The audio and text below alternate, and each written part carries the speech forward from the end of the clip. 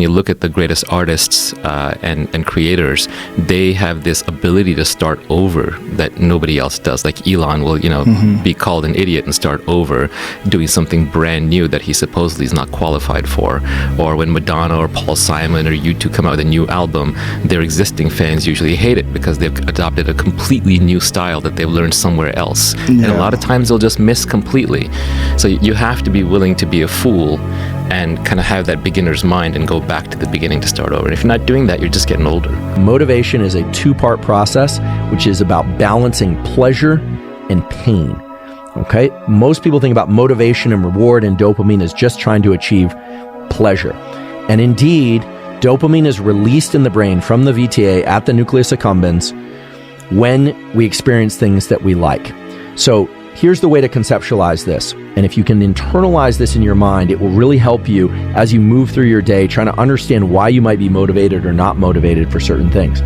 So when you're just sitting around, not doing much of anything, maybe you wake up in bed in the morning, you're thinking about getting up or not, this reward pathway is releasing dopamine at a rate of about 3 or 4 times per second. It's kind of firing at a low level. When I say firing, I mean electrical activity in the neurons. So when you're just around, you feel okay, not depressed, not highly motivated, not excited, maybe 3 or 4 times a second. If suddenly you get excited about something, you anticipate something, not receive an award, but you get excited in an anticipatory way, then the rate of firing, the rate of activity in this reward pathway suddenly increases to like 30 or 40 times. And it has the effect of creating a sense of action or desire to move in the direction of the thing that you're craving. The shift in work is that I started counting in hundreds of minutes, hundreds of hours, hundreds of days towards a specific goal. If you count in hundreds, it just automatically forces you to do a significantly larger amount of effort, just sheer volume of work. I think one of my favorite parables about work is that there was an art class. They split the class into 2 groups. And one group, they said, make the absolute best pot and turn in 1 pot. And the other group, they said, make as many pots as you possibly can. At the end of the semester, the team that had to make as many pots as humanly possible not only made more pots, but also ended up making better pots than the one that spent all of their time trying to make one. I think a lot of people need that permission to have a lot of shitty first drafts in order to start working harder on anything, but that's not how I operate, because for me, I would rather spend a lot more time on my first drafts so I don't have to make so many more edits. If you do it the right way, you realize how many hours you're gonna have to put into something, and usually most people that I feel like haven't done that level of effort confront the work and then they get scared about it. I have to find a different way. This can't actually be how people do this. That is how you do it. The work just needs doing, and no one's gonna do it for you. You have to learn to cap success. So what I do is, like right now, I don't like doing podcasts. There's a lot of things I don't do that I have to do now to get the message out there to help people out. And what I mean by capping success, I believe everybody should live their life. So everything that someone says in life, take it with a grain of salt. Take what they give and don't be like, oh, David Goggins said this or whoever said this. No, do not take what I say and do exactly what I say. So for me, what makes me who I am, because my mission is very different than yours or anybody else's, I have to go into a situation where, okay, I'm a guy who wants to make people better. For people to get better, I have to continuously get better myself. For me to do that, I can't just say, oh, I have this resume, the resume is there forever, I'm good.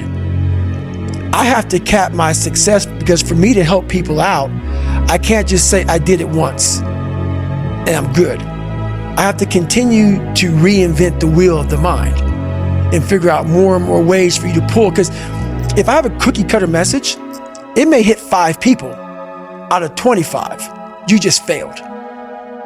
My message needs to be in a way where I can hit all 25 people. It needs to be broad enough to where all 25 people may not like the message, but they're getting something from it. And that is evolution. There's no such thing as a dopamine hit.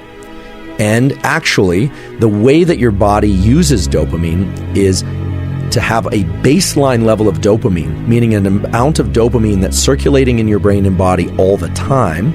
And that turns out to be important for how you feel generally, whether or not you're in a good mood, motivated, etc. And you also can experience peaks in dopamine above baseline. This has a very specific name in the neurobiology literature, so-called tonic and phasic release of dopamine. And I'll explain what that means in a couple of minutes. That when you experience something or you crave something really desirable, really exciting to you, very pleasurable, what happens afterwards is your baseline level of dopamine drops. Okay, so these peaks in dopamine, they influence how much dopamine will generally be circulating afterward. And you might think, oh, a big peak in dopamine, after that, I'm going to feel even better because I just had this great event. Not the case. What actually happens is that your baseline level of dopamine drops. I gotta act like I know this deal ain't gonna last forever. And because of that, there's a country song, country music, country songwriters are so funny. They love double entendres, right? And there's a song called "Live Like You're Dying." Like, what would you do if you knew you were dying? It's like, you know, I'd something about go 2.7 seconds on a bull named Fu Manchu, right? They go bull riding, go skydiving, go, and you do all of these things that we keep putting off. Why? Because when we think about it, which most people try not to do, when we think about it, we realize that the quality of our life is not measured by the number of years of experience we have doing a thing, but by the number of experiences we put in our years. And see, a person can live to be 70, 80, or 90 years old and have 10 years worth of experiences in those 70, 80, 90 years because they just keep doing the same things over and over. Or somebody can live to be 35 years old and put 100 years of experiences in those because they don't just keep doing the same things over and over and over and over and over. It's really interesting. Like, people say, well, Myron, this is all I know how to do. I've got 40 years of experience driving this forklift. But I got bad news for you. You don't. Because it don't take that long to learn how to drive one.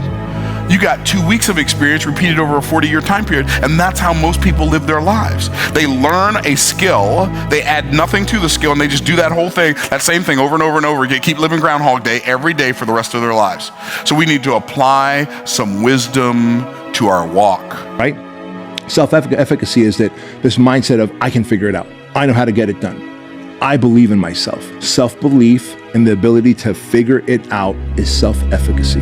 Meaning I have everything that needs to be gotten to accomplish the desired outcome. And that's a pretty damn cool thing to have. The second layer of success, of decoding the success code, is execution. And that breaks down to 3 categories as well. So now we're jumping into trait number 4, self-control. People with higher levels of self-control, right, common sense, have higher levels of success. Self-control specifically in the areas of impulse control, focus, and staying on task.